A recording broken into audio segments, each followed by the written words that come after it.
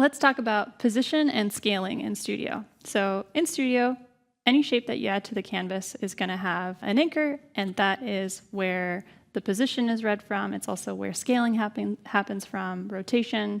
So you can actually use that to your advantage. I'm going to go up in here into the mode menu.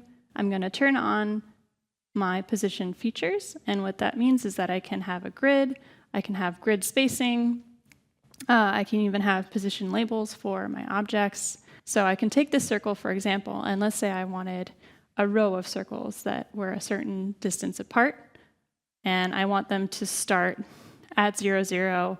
I'm going to add an origin anchor here for when I cut it out later. So what I can do is I can take the circle, click on anchor, I can change the anchor to the bottom left, and now I can move this so that it is at 0, 0 at the bottom left of the circle. And I can duplicate that circle.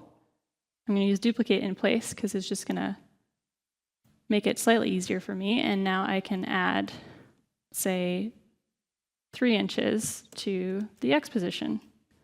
And I can just keep doing that, and that'll give me a row of circles.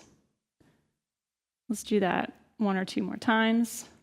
I'm using the calculator inside of the parameter so that I don't have to do the mental math. So here we've got that at 6 inches. I'm going to duplicate it again. 6 plus another 3. There we go. So that's how you can use position to get a row of objects in Studio.